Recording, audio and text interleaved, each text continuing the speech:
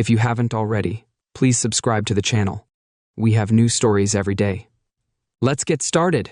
I was working at my desk when I noticed something strange. What on earth is going on? I thought to myself. I scratched an itchy spot on my arm and noticed a red rash about an inch in diameter.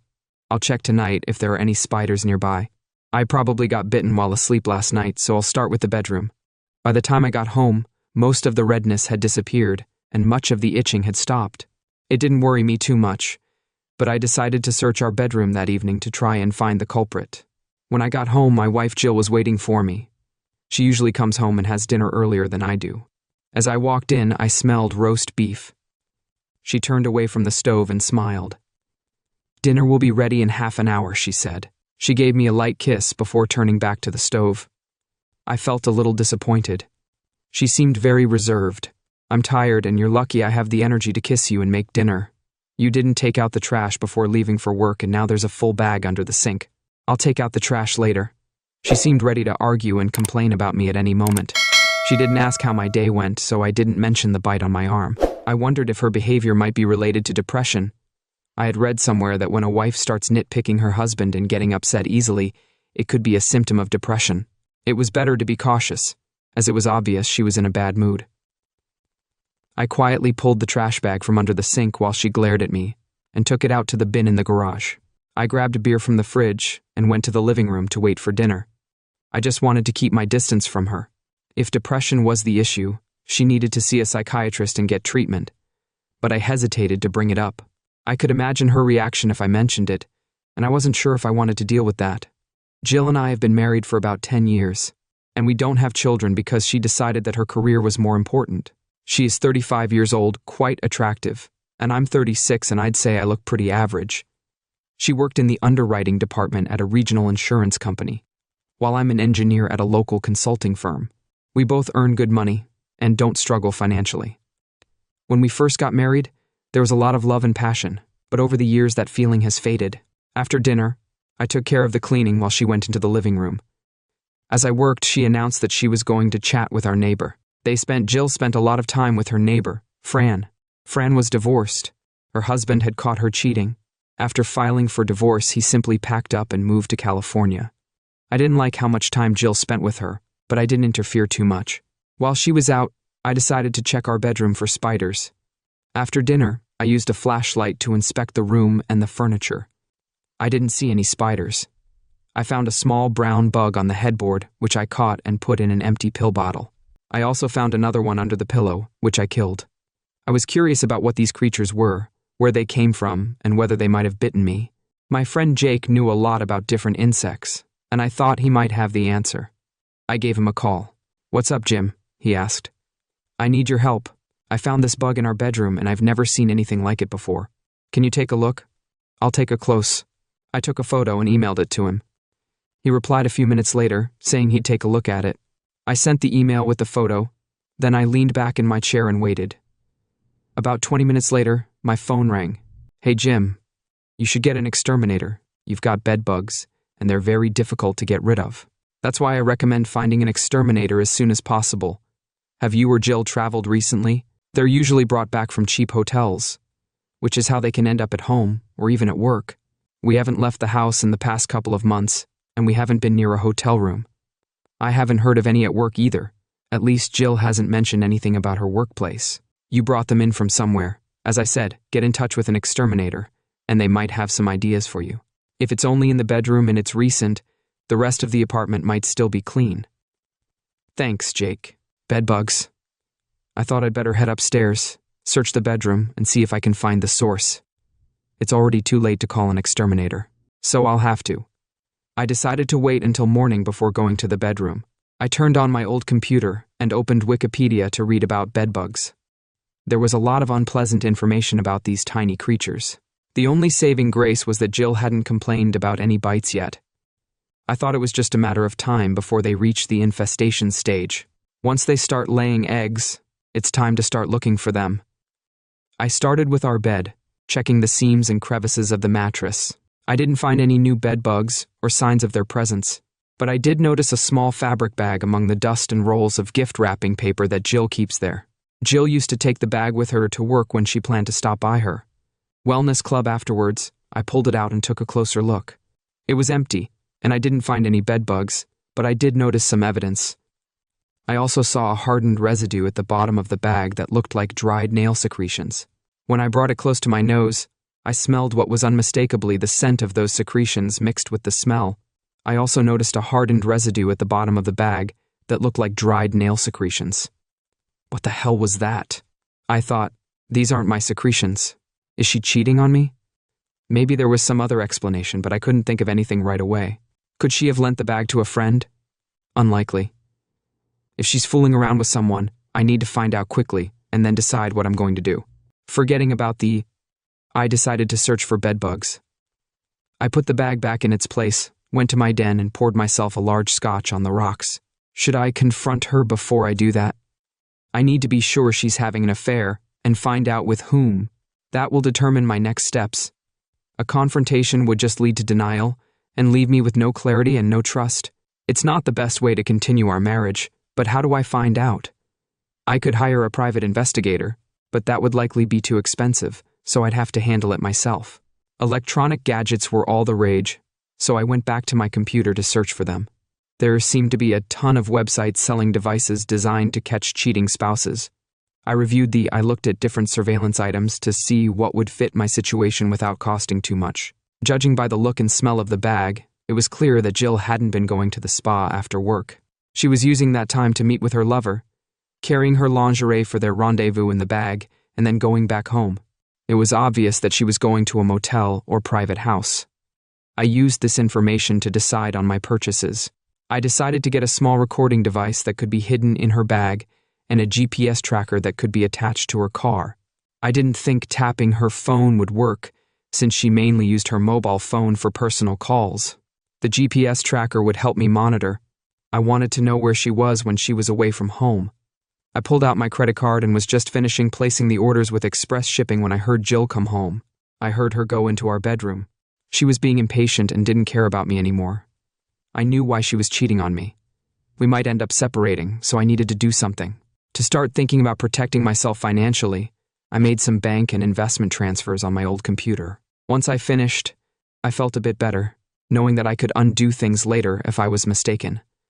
However, I was pretty sure I was right, so I made changes to my insurance later, after I had solid proof of her infidelity. 2 days later, I received I'd ordered some surveillance devices, so I quickly read the instructions for the GPS tracker and set up my laptop to monitor it.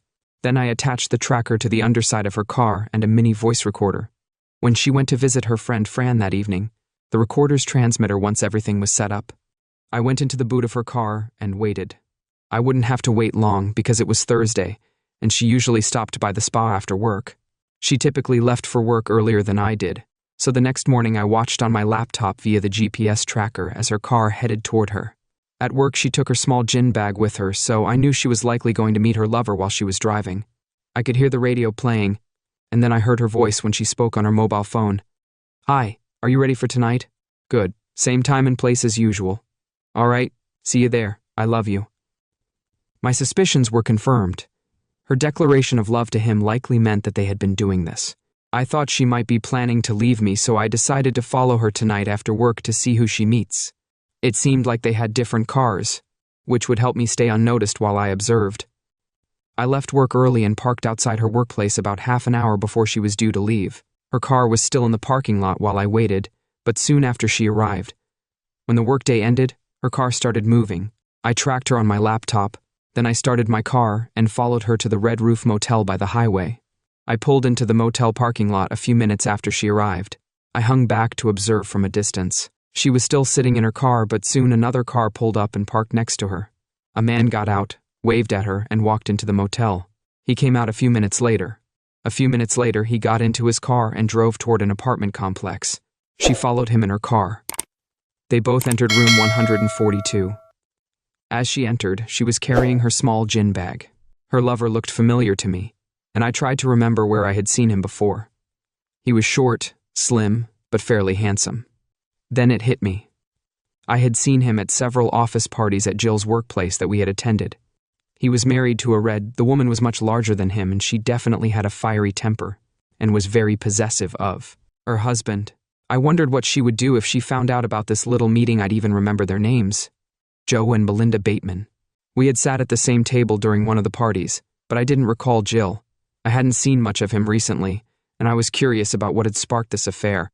I had an idea that was sure to stir things up.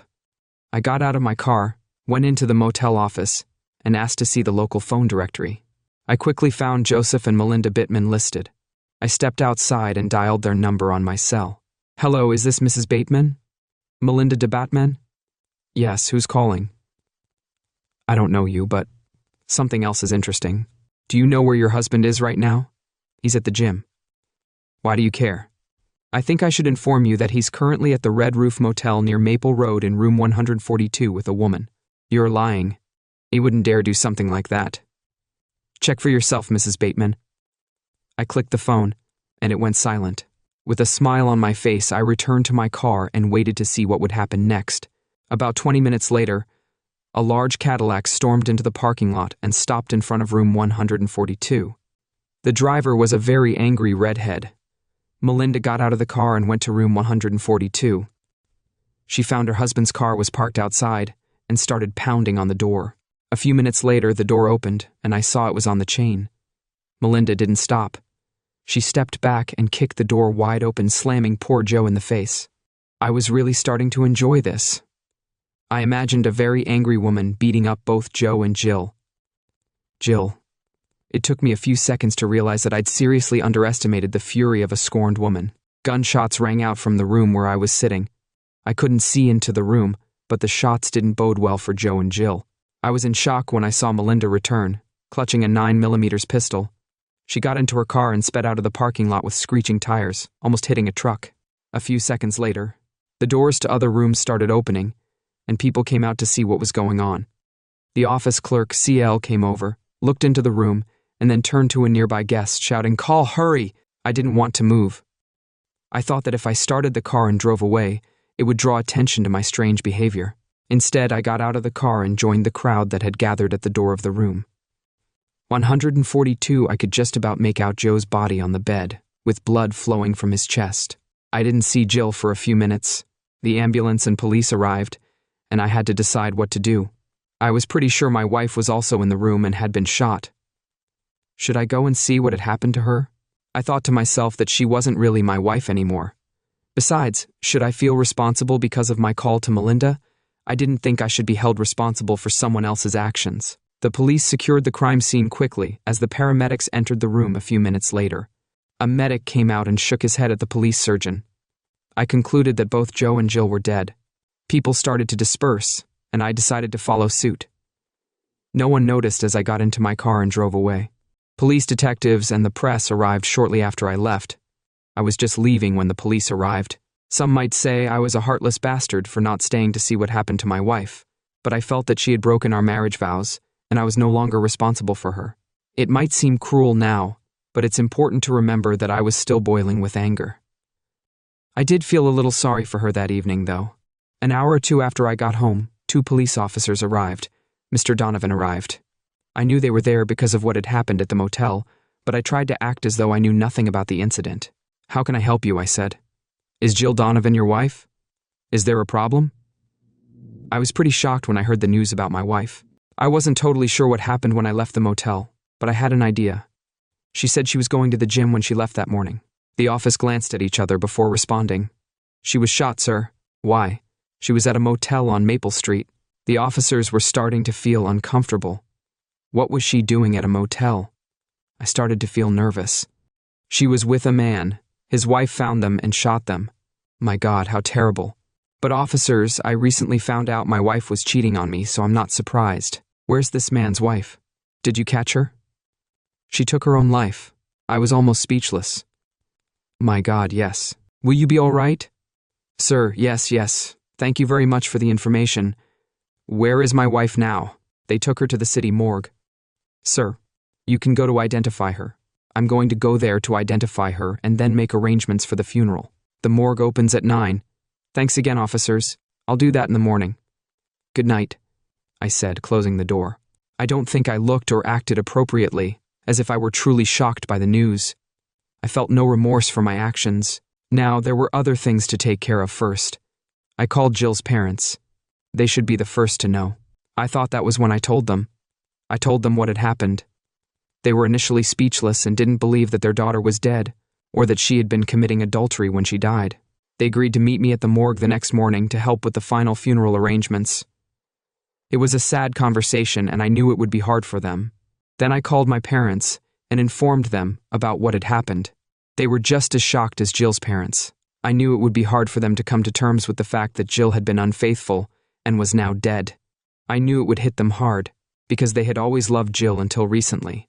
I had loved Jill too, but the last few months had been tough on our marriage. I felt my love for her slipping away when I found out she was cheating on me. Whatever remained of my love for her simply vanished, and I started to hate her. Now I couldn't even mourn.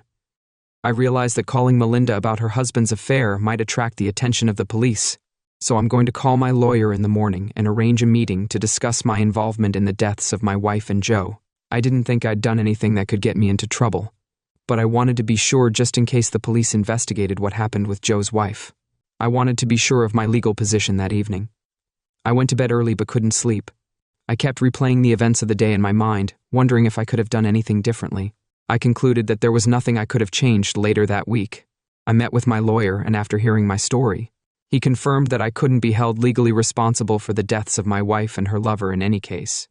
The police never showed any interest in my phone call to Melinda. It may sound unpleasant, but I felt like I had ended my marriage in a better way than if it had resulted in a divorce. I was her sole beneficiary, so all the assets became mine.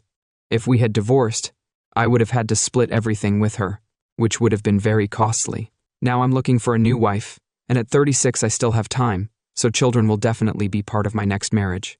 I'm grateful for the bedbug bite that started it all. I did hire an exterminator, and he did a great job cleaning and inspecting the place. No more pests. Thanks to everyone who took the time to listen to today's stories. If you enjoyed it, please consider liking and subscribing. If you haven't already, feel free to share your thoughts on the events in the comments below. Take care.